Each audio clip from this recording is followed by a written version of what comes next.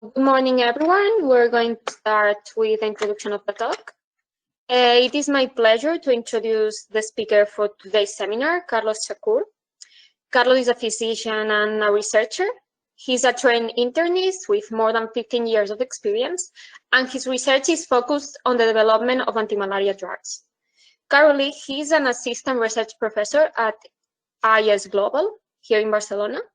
He's also the Chief Scientific Officer of the Bioenginyeria project, which aims to reduce the transmission of malaria by using the antiparasitic drug ivermectin. Even though the current focus of his research is malaria, Carlos enjoys the full spectrum of global health and the challenges associated with it. This is the reason why he is here today to talk to us about the Lancet Gate and its implication for the response to the COVID pandemic. Without further ado, I leave the floor to Carlos.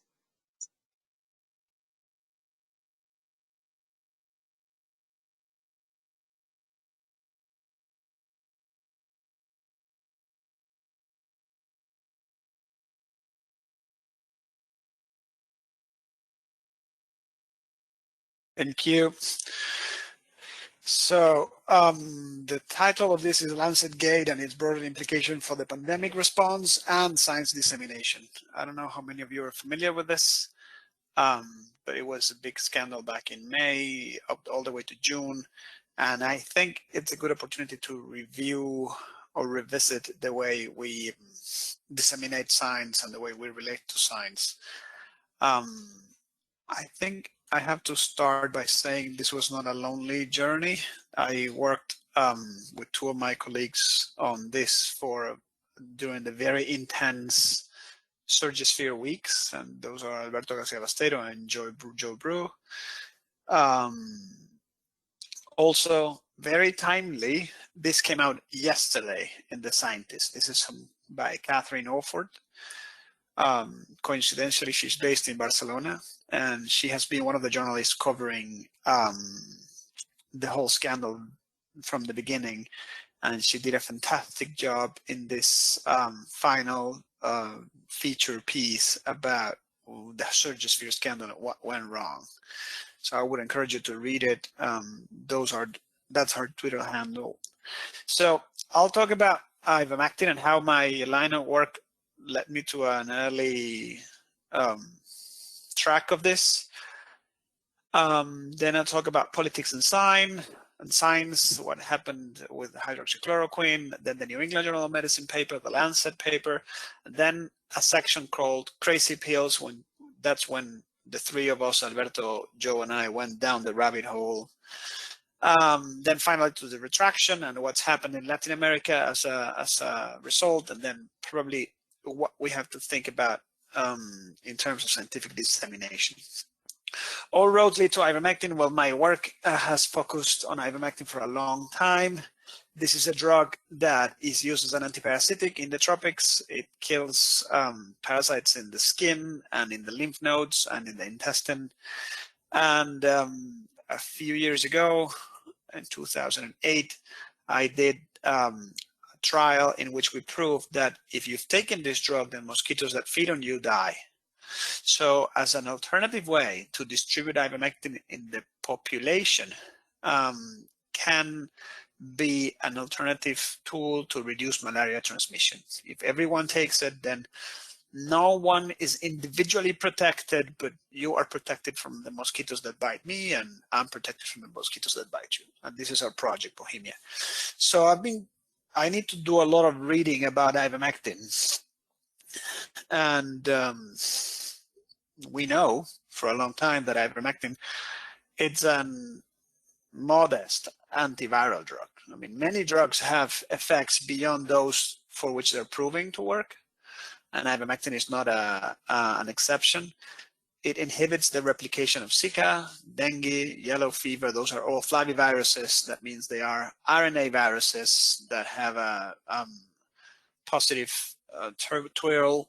So it was no surprise when on April the 3rd, this group from Australia published in antiviral research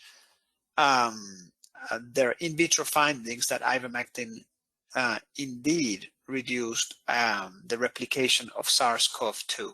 But that time, there were already 1 million cases and 52,000 deaths. So 20 times less deaths than this week. And based on this in vitro findings, because we were so scared, and we're still scared, the world went crazy. And it was on the headlines everywhere, right? This ivermectin also kills head lice, by the way. So head lice, ivermectin is tested as a possible coronavirus treatment. This is Le Figaro, a potential miracle drug. Here in Spain, in the UK, breakthrough. Here in Spain again, it kills the virus in 48 hours, right? There's some discussion about the technical aspects of that in vitro data. Let me just tell you that the concentration they used in those Petri dishes are about 60 times the concentration you can reach in the human body with a normal dose. I mean, you can use higher doses, but normally you would need 60 times the dose. So whether or not it will work, we will see.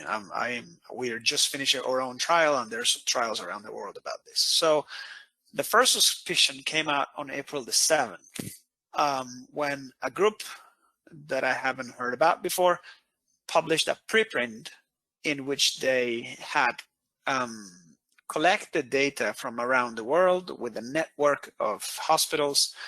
And in this network of hospitals, they had captured already by March 29th, they had collected already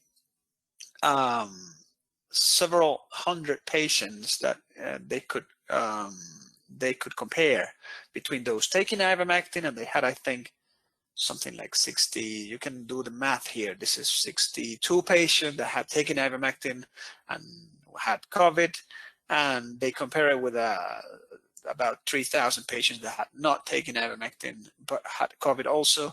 And they did this rough analysis showing an 80 or 90% reduction in mortality in hospitalized patients in the ICU. This was just 5 days or 4 days after the in vitro data came out. And well, this is remarkable because this is almost a miracle. I mean, very few drugs do something like this. So, but it could happen. I mean, miracles do happen. But then we started looking at the numbers, and they had it by continent, and it seems they had managed to capture by March more patients that had been hospitalized with COVID in Africa than there were COVID cases in Africa altogether. So that was already remarkable. And then they changed it for a second version. They still retain some issues, and then the text of the preprint did not really match what they had in the figures, and again, 90% reduction, 80% reduction in mortality. They were bragging about this in social media, the authors themselves, and it even made it to the news. It was not even a paper, it was a preprint, and it was already in ABC News. And it had, just as the in vitro data had a massive impact in the media, this as well, this preprint appeared in Brazil. They said, we're going to bet about it. Here in Spain as well. And then, we decided to contact them and say, this preprint is making a lot of noise. Because I work with ivermectin, I would say then tens of people emailed this independently to me. Hey, Carlos, have you seen this? So by May the 4th, we wrote to the Women Brighams Hospital, and that one of the reasons why this preprint was making so much noise is that it had a Harvard label attached to it. One of the senior authors was or is the head of vascular surgery in one of Harvard's hospitals.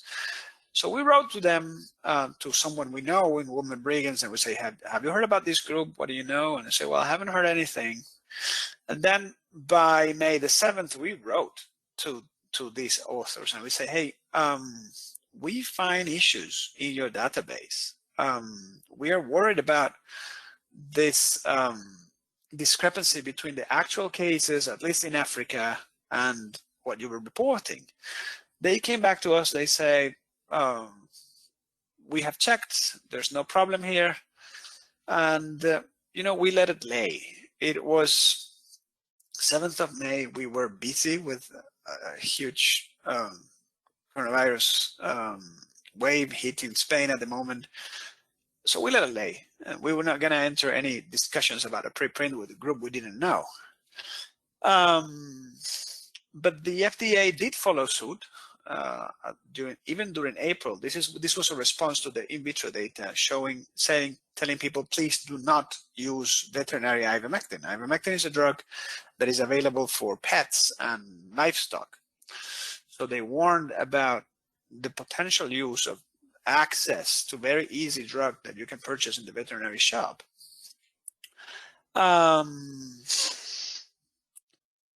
Those times were very complex because politics had gotten mixed with science. Very early in the pandemic, the president of the United States tweeted about hydroxychloroquine and azithromycin. This tweet got 400,000 shares all around the world. And immediately it had the effect that if you supported Trump, then you were all guns for hydroxychloroquine.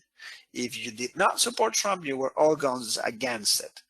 There was no clear evidence, but there were already two factions. On this side of the ocean as well, France took it as a matter of national pride. When negative evidence arose, then it was seen as an attack on France itself and the work of this guy. And then the president said, yeah, I take it myself. And in the midst of all this came out another paper about cardiovascular disease and drug therapy and mortality. And this paper was, again, Mera, the surgeon from Harvard, Sapan Desai, the owner of this database with the preprints, and several other authors that shared those first preprints. We didn't pay much attention to this. Cardiovascular disease is not my field. I was too busy launching my trial, but this was there, showing that some drugs for cardiovascular disease would improve or increase mortality in patients with cardiovascular disease, and hundreds of thousands of doctors made decisions on the cardiovascular treatment of their patients based on this paper, published in the most renowned medical journal by May the 8th.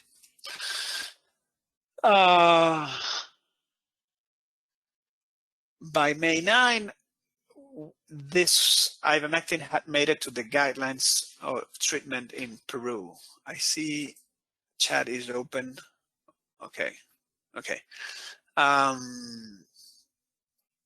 If you, it had entered the guidelines in Peru, and I'll talk about that later, but we wrote to them and we said, hey, your paper, your preprint, is being quoted as the basis for several national guidelines for the treatment of this disease.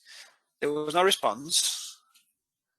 And then finally, on May 22nd, this paper came out. Hydroxychloroquine or chloroquine with or without a macrolide, which is azithromycin, for the treatment of COVID-19, a multinational registry analysis. And this paper was a bomb. Remember, Trump had touted the treatment. He said he was taking it himself. People all around the world were taking it. In Spain, more than 84% of all COVID cases had taken ivermectin during the pandemic. or during the first wave. So this came out, and this article said that they had a registry of almost 100,000 patients from around the world, which they had collected through a network of hospitals that give their data and data from their patients to this very small company called Surgisphere based in Chicago.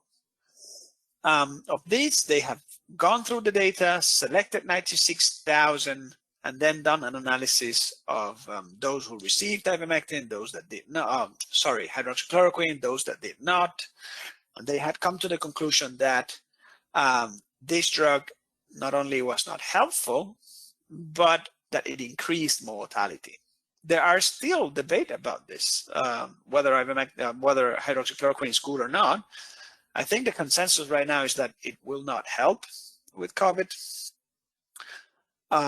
neither as treatment nor as prophylaxis, but there's still the debate about this, and a very strong debate because of what I mentioned earlier, because it's become more political than science. So this Lancet paper had an immediate effect. May 22 was a Friday. Over the weekend, Solidarity, which was the trial sponsored by WHO to find treatments for COVID, had stopped the hydroxychloroquine arm. That's more than stopped, it's paused. Said, do not recruit anymore, let's review the data and then continue. But it also affected 131 trials on hydroxychloroquine going on around the world at the time, 20 in Spain. It affected funding decisions. It had a huge impact in just 48 hours. So, the WHO pauses trial of hydroxychloroquine as coronavirus treatment amid safety concerns. And again, here, this time, because we were very familiar with the names of the authors because of the ivermectin work, and because hydroxychloroquine touches on our work on malaria, we said, wait a minute, again? These guys again?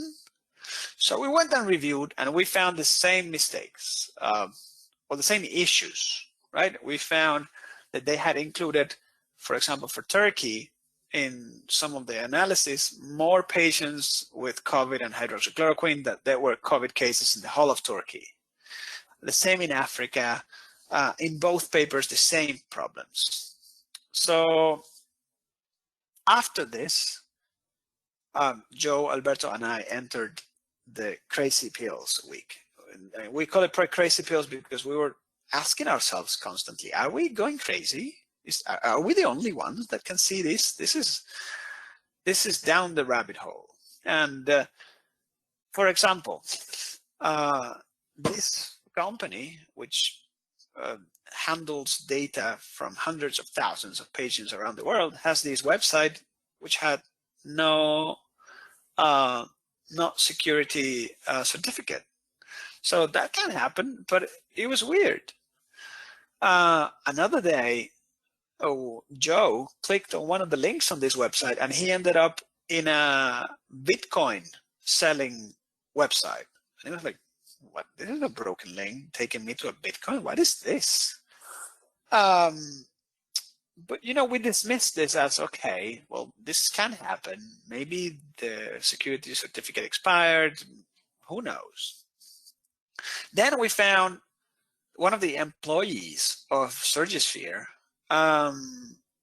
this Thomas Koenigsberg, had been dead for 2 years. And it's not a name coincidence. We found his email address that was aligned with his LinkedIn profile, and it corresponded to a school in which this person had worked. And this school is mentioned in the obituary, which is here. So we said, well, maybe he didn't get removed from the company's website. Well, maybe, right? And we kept giving excuses. Then we found Ariane Anderson.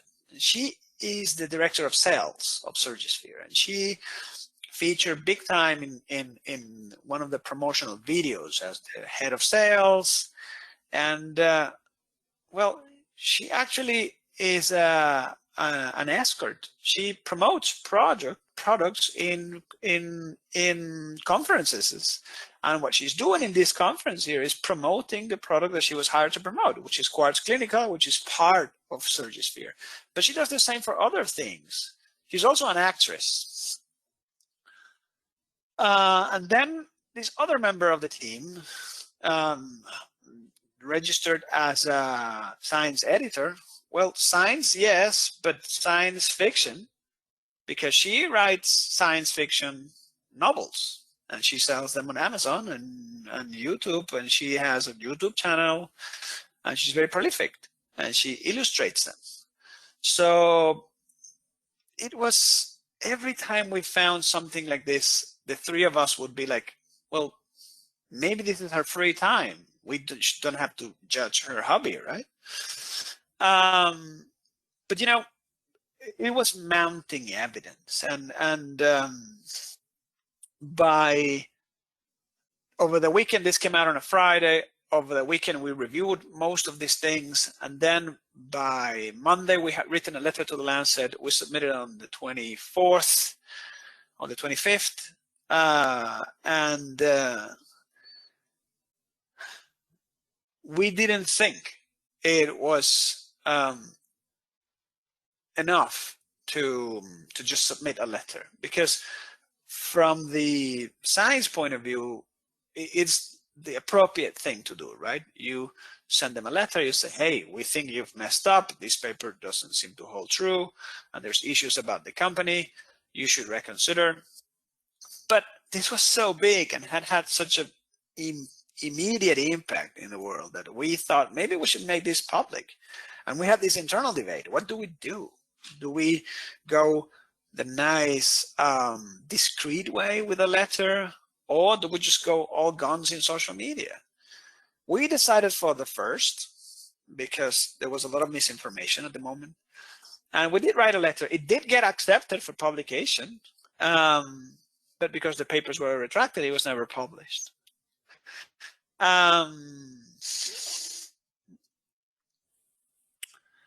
Yeah, this is the letter from the Lancet saying, yeah, we have taken your letter, but we will not publish after, because the papers have been retracted. But I'm getting ahead of myself. The retraction happened later. By the 28th of May, so 6 days after the publication, there was an open letter by Oxford and 100 other people saying, there is a problem with this paper. And it was this open letter that prompted the press to talk about it. And Melissa Davey from The Guardian wrote about it on May 29th, just 1 week after, as a something minor, maybe the debate of a few too strict scientists, right? But a couple of days later, both the Lancet and the New England Journal of Medicine issued an expression of concern, which is the prequel for a retraction. That is, yes, we've published this. No, we cannot really vouch for the quality or veracity of what was published. So if you're going to read it, watch out.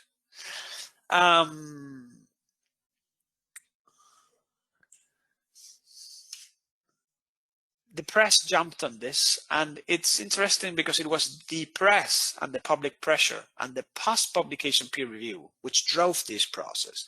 These private letters that we sent, they didn't do anything beyond warning the editorials in a very discreet way of what was happening and what was a concern.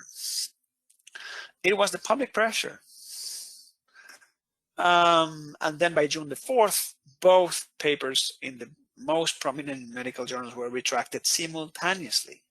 Not by the journals, but by the authors who said, we cannot vouch for the veracity of the data. And even Patel himself, the owner of the database, signed the New England one. Not Patel, Desai is the owner, and here he is, signing the New England retraction.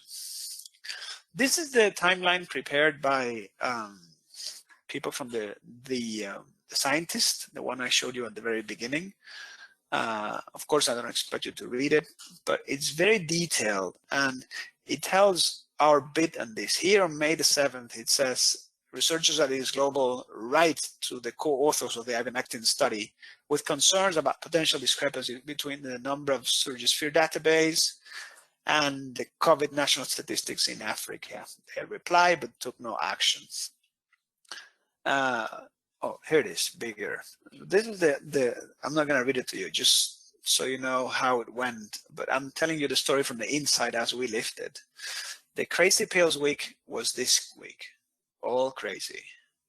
Alberto, Joe, and I talking every hour, like kids, finding more and more weird stuff. And I'm not sure this will have a huge consequences beyond what's happened in Latin America. The 2nd of May, partly based on the in vitro data from Australia and the preprints from Surgisphere, there was this white paper that appeared in Peru saying ivermectin should be included in the first line of treatment for COVID-19. And a week later, the Minister of Health said, fine, this is included. But there was no data whatsoever. There was in vitro, there was fake data, and then there was a few observations of a few doctors. But observations are not science. Of course, Bolivia follows suit very closely. 10 days later, or even less, it was already in the protocol and went beyond and says, we're not just going to make it national policy, we're going to deliver it to hundreds of thousands of people.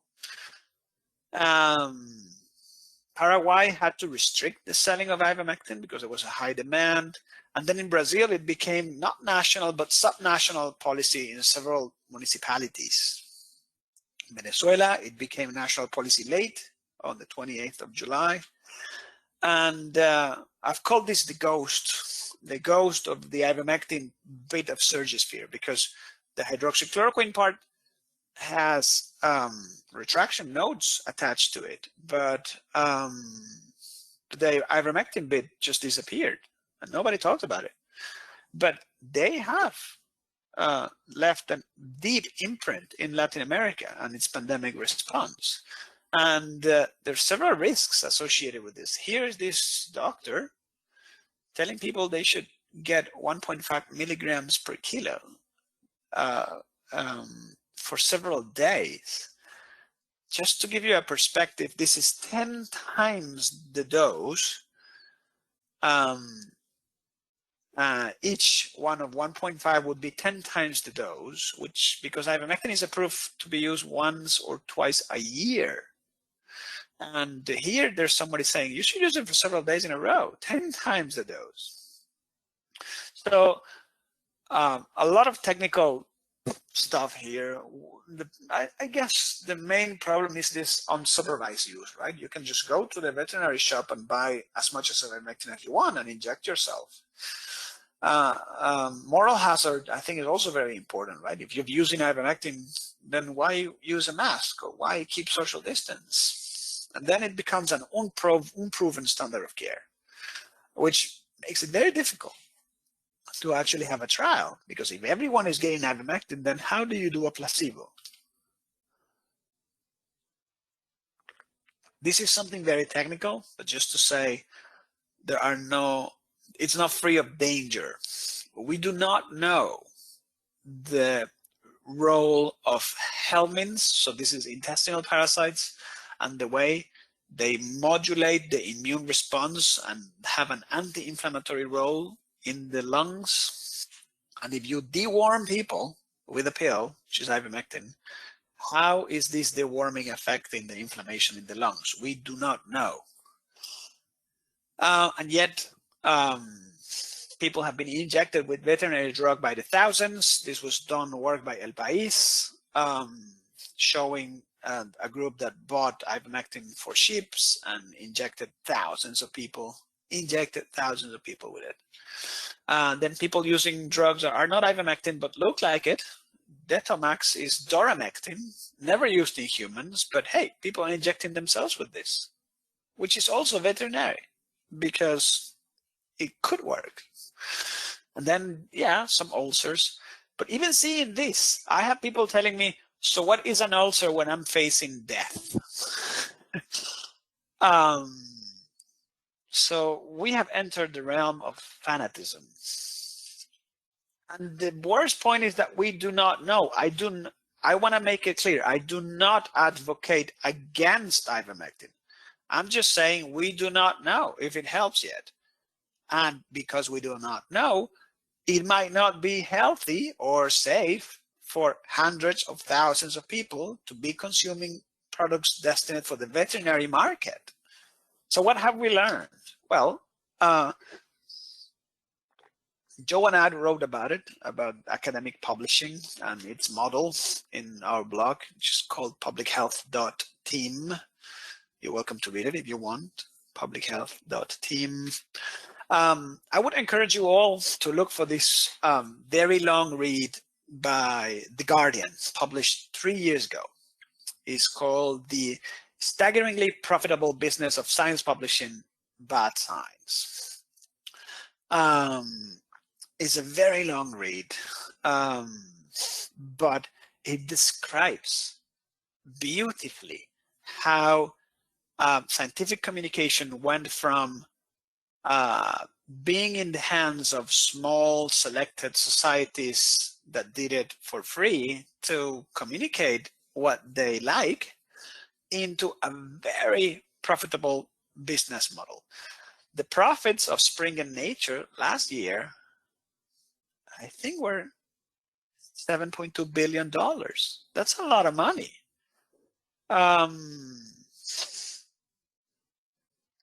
And I might be even missing a zero. I think it could be 72, but don't take my word for granted. So I would encourage you to read this. This is a very nice piece. We wrote about it as well, Alberto, Joe, and I. The scandal of LancetGate and what's their implication for scientific publications. And well, basically, I think one of the central messages is that scientific publication, even dissemination, because this affects conferences as well, it's a broken model. We have, if you think about it, you are engineers, right? So if you think about this, this is a model in which the client generates a product. So I, as a scientist, work for years and I come with my product, which is my scientific manuscript. And it represents work for a long time, funding from the government or from any other agency, all synthesized here. And I give it to a business person, which is the editors, or it's this journal or these editorials. And they take it, they add very little value to it. Sometimes they even give it back to the client, which is the scientific community, to handle the editorial process. I am a member of one editorial board, so I handle documents for Nature, Spring and Nature. That might change, by the way. So I review it, and I say, fine, let's give it for review to this other scientist. I'm doing it for free, the handling. I give it for review to another scientist who also does the quality control, which is peer review, for free, and they do 2 or 3, sometimes 4. They give it back to me, I read the peer review, I give it back to the authors, which is scientists again, and they do changes in response to that quality control, and they give it back to the handler.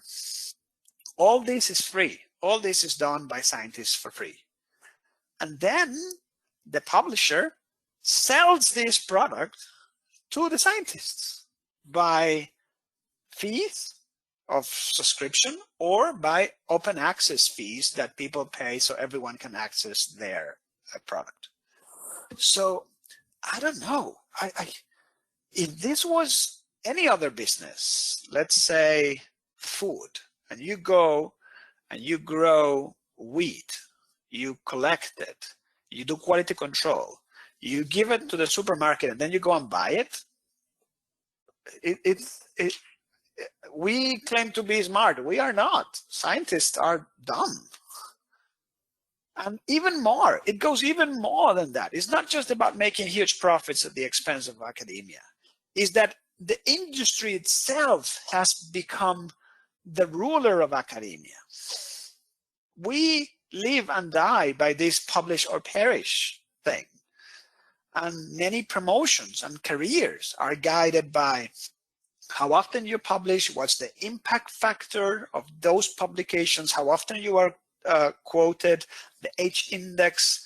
So, and this has been made largely by industry itself, by trying to promote journals as high impact and low impact, because then high impact journals receive the most publications, and then they can select those that are most impactful because that warrants the journal impact factor, which is itself eternizes or prolongs this cycle of I am a high impact journal factor, impact journal, I need to select high impact publications, so I remain a high impact factor journal. Everyone wants to publish with me, so everyone comes giving me their work for free, and I select this. It's a very powerful position, and this industry is ruling science and academia, and it's a lot of money. It's part of the infodemics related to the pandemic. I mean, there's a large bit on social media and traditional communications media, but also the bit that scientific communications have been under pressure and have reduced quality control and with enormous output in the midst of a pandemic. We recently explored this in Is Global, and this is something I wrote together with Rafael Villasan Juan about misinformation.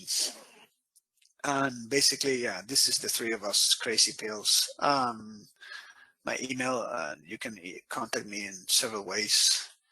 I think that's it. I'll stop presenting now.